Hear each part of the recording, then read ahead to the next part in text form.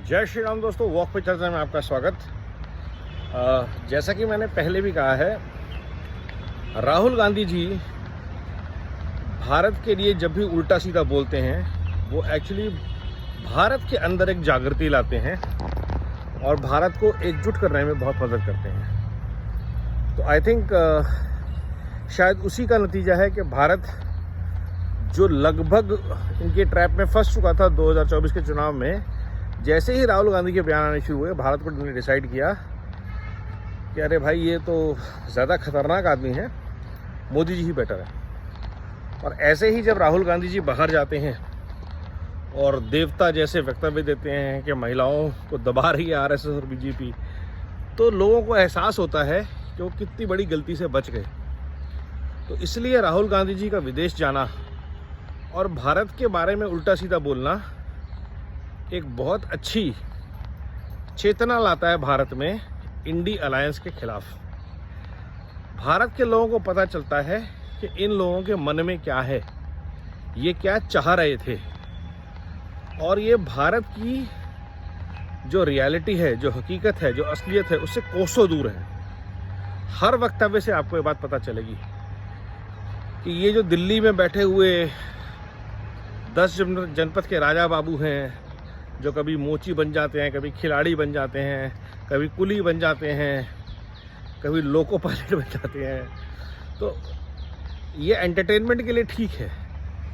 But Bharat की reality से, in spite of doing 2 Bharat Jodo yatras, he has no connect, because उस यात्रा में भी इनके आसपास वही लोग होते हैं जो इनकी कोटरी होती है, जो इनके चमचे होते हैं, और जो महाराज आप देवता हैं, आप तो इतने ट्रांसपेरेंट हैं। देवता यही होता है सर, आप जैसा देवता होना चाहिए। और सब मज़े ले रहे हैं और उस आदमी की वो हकीकत बन जाती है और वो बाहर जाके वही झूठ बोलता है। लेकिन भारत को अपनी हकीकत पता है। भारत के 100 करोड़ से ज़्यादा लोग ये देख रहे हैं कि 10 साल में भारत में क्या क्या हुआ। एक से एक स्कीम जो ग्राउंड पे क्रियान्वित हुई, बहुत सारे कार्यक्रम जो कांग्रेस ने ही बनाए लेकिन बना के छोड़ दिए, उनको क्रियान्वित किया। बहुत सारी योजनाएं जो अधर में लटकी हुई थी, जिसमें करोड़ों रुपया देश का चला गया था, उसको क्रियान्वित किया गया। बहुत सारे इवन आपका आधार जो है वो कांग्रेस की गले की हड्डी थी जो नहीं कर पा रहे थे, और मोदी जी ने उस हड्डी में से ऐसे काम की चीज़ निकाली कि आज jam is a model of inclusive growth across the world. Outcome, accountability, transparency के लिए जैम ट्रिनिटी ने जो काम किया है, तो ये एक बहुत बड़ी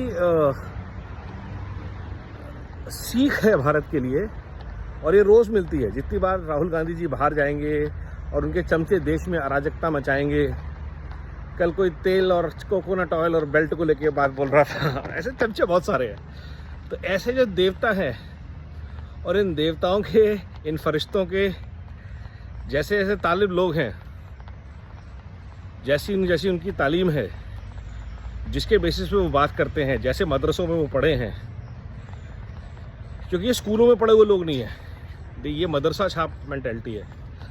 तो इन लोगों का जो आउटपुट है वो भारत को बार बार ये एहसास दिलाता है कि भारत ने कलेक्टिवली एक बहुत अच्छी चॉइस ली 2024 में, 2019 में, 2014 में। वरना जिस दौर से दुनिया गुजर रही है, आज भारत भी उसी दौर से गुजर रहा होता। 4 मोर्चों पे लड़ाइयाँ चल रही होती, या देश चीन के हाथों बिक गया होता। आज सिक्किम से निकल के चाइना तक रोड बनवा दी होती इन्होंने, जो इनके कॉन्ट्रैक्ट में साइन था, और ये कोई काम नहीं हो पाया क्योंकि भारत ने कलेक्टिवली देखा, समझा और जाना। भारत की कॉन्शियसनेस की दाद देनी चाहिए। और जितनी बार राहुल गांधी बाहर जाके ऐसे उलझुल बयान देते हैं, भारत को अपनी चॉइस पे गर्व होता है और होना भी चाहिए। तो करते रहिए अपनी चॉइस पे गर्व, पूछते रहिए सरकार से सवाल, पुश करते रहिए सरकार को बेहतर आउटकम्स के लिए, डिलीवरी के लिए, ट्रांसपेरेंटी के लिए। और राहुल गांधी जी को चूज़ करते रहिए अपोजिशन के नेता के लिए, क्योंकि सबसे अच्छा काम राहुल गांधी जी कर रहे हैं एज लीडर ऑफ अपोजिशन। उनको अगले 20 साल तक लीडर ऑफ अपोजिशन बने रहना चाहिए भारत के लिए। वंदे मातरम, नमो भारत, जय हिंद।